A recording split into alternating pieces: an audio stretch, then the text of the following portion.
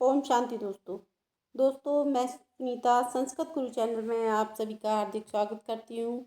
जैसा कि मैंने आपसे वादा किया था कि मैं अगली सीरीज कादम्बरी की लेकर आऊँगी, तो आज मैं कादम्बरी के क्वेश्चन लेकर आई हूँ। चलिए शुरू करते हैं।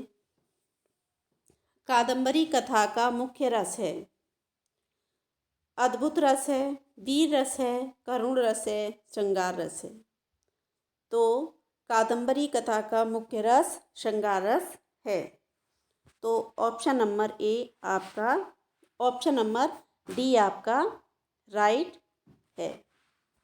अब देखते हैं आगे। कादम्बरी कथा का प्रधान नायक है चंद्रापीठ, वैशंपायन, ज्वाली या फिर कपिंजल।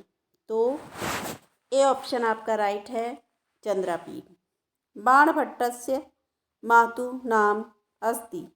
बाणभट्ट की माता का नाम क्या है? वासुमती देवी है, राज देवी है, श्वेती है या फिर महादेवी है। तो बाणभट्ट की माता का नाम राज देवी है। बी ऑप्शन आपका राइट है। शूद्रक पूर्व जन्म में क्या था? तारापीठ था, वैशंपायन था, चंद्रापीठ था या कपिंजल था। तो शूद्रक पूर्व जन्म में चंद्रापीठ था। सी ऑप्शन आपका राइट है। बाणभट्ट की कादम्बरी क्या है? कथा है, आख्यायिका है या मुक्तक है, महाकाव्य है। तो क्या है बाणभट्ट की कथा?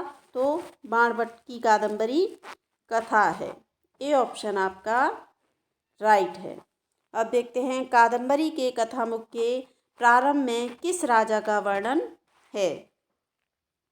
तो कादम्बरी के कथामुख में के प्रारंभ में किस राजा का वर्णन है? तो राजा शूद्रक का वर्णन है। तारापीठ का नहीं है, चंद्रापीठ का भी नहीं है, पुंडरीक का भी नहीं है। तो राजा शूद्रक का वर्णन है। सी ऑप्शन आपका राइट है। युवा चंद्रापीठ को सार गर्भित उपदेश किसने दिया? वैशंपायन ने, पुंडरीक ने, शूद्रक ने या फिर सुखनास ने। तो ऑप्शन नंबर डी आपका राइट होगा, सुखनास ने।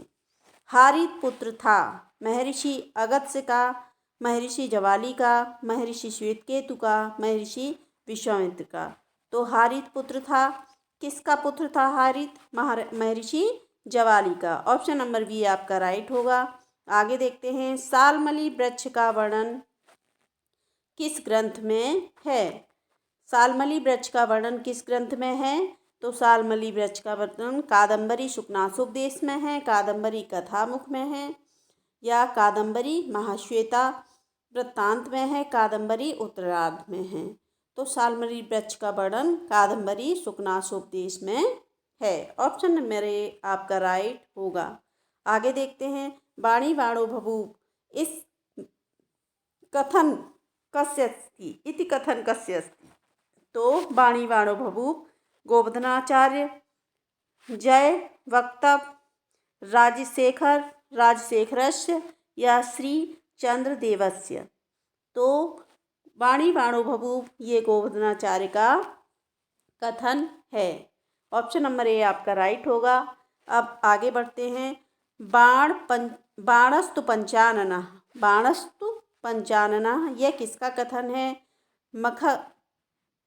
मखक का है, श्री चंद्रदेव का है, गोवर्धन का है या फिर राजशेखर का है। तो बाणस्तु पंचानना है श्री चंद्रदेव का, श्री चंद्रदेव का। ऑप्शन नंबर बी आपका राइट है।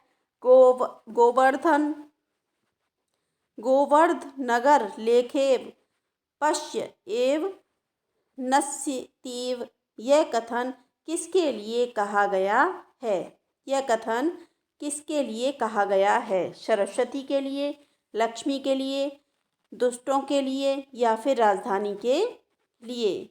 ये आपको मुझे कमेंट बॉक्स में बताना है। ये आपका गृह कार्य है कि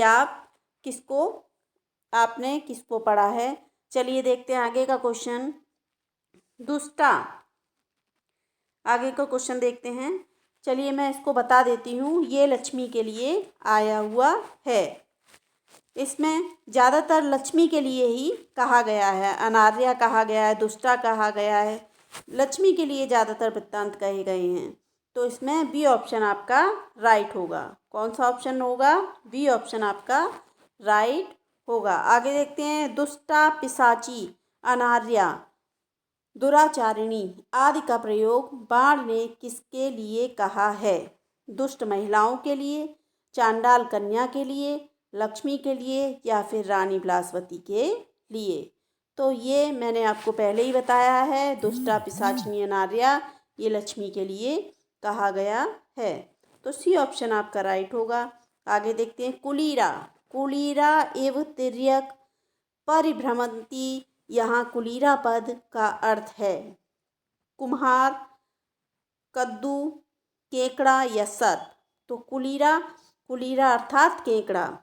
जो राजा लोग होते हैं जब उनके पास पावर आ जाती है तो वो केकड़े की तरह चलने लगते हैं। तो यहाँ कुलीरा शब्द का अर्थ है केकड़ा। ऑप्शन नंबर सी आपका राइट है। भीम किस राक्षसी पर मोहित हुए थे? भीम किस राक्षसी पर मोहित हुए थे? तो शूर्पणखा पर, हिडम्बा पर और हेरम्बा पर या फिर हाहा डिम्बिका पर। तो जो भीम थे वो हिडम्बा राक्षसी पर मोहित हुए थे। ऑप्शन नंबर बी आपका राइट होगा। ऑप्शन नंबर बी आपका राइट होगा। निम्नगा पद का अर्थ है नदी, गंगोत्री, सूची, समुद्र। तो निम्नगा पद का अर्थ है नदी। आगे ऑप्शन नंबर ए आपका राइट है। महाकवि मयूर भट्ट की बहन से विवाह हुआ था। महाकवि मयूर भट्ट की बहन से विवाह हुआ था तो किसका हुआ था? बाण का, बामन भट्ट का, भूषण भट्ट का या फिर महिम भट्ट का? तो मयूर भट्ट की बहन से बाण भट्ट का विवाह हुआ था। ऑप्शन नंबर ए आपका राइट है। समुद्र मंथन में लक्ष्मी सहित कितने रत्न निकले थे? तो समुद्र मंथन में लक्ष्मी सहित 14 रत्न निकले थे, चतुर्दश रत्न निकले थे। असिधारा पद का अर्थ है, यहाँ असिधारा पद का क्या अर्थ है? तलवार की धार है, जलधारा है, लक्ष्मी की चंचलता है या समुद्र का प्रवाह है। जिसने बुक पढ़ी होगी वे तुरंत पकड़ लेगा, तलवार की धार को असिधारा कहते हैं। ऑप्शन नंबर ए आपका राइट होगा। अब आगे बढ़ते हैं, ये आखिरी क्वेश्चन है आपका इस सीरीज का। विदिशा किस नदी के किनारे स्थित है? वेत्रवती के, सरयू के, गंगा के या फिर महानदी के? तो विदिशा वेत्रवती नदी के किनारे स्थित है। दोस्तों आगे के क्वेश्चन मैं आगे की सीरीज़ में लेकर आऊँगी। ये पार्ट 1 था आपका कादम्बरी का। अब आगे की सीरीज़ में मैं आपसे मिलती हूँ। जय हिंद।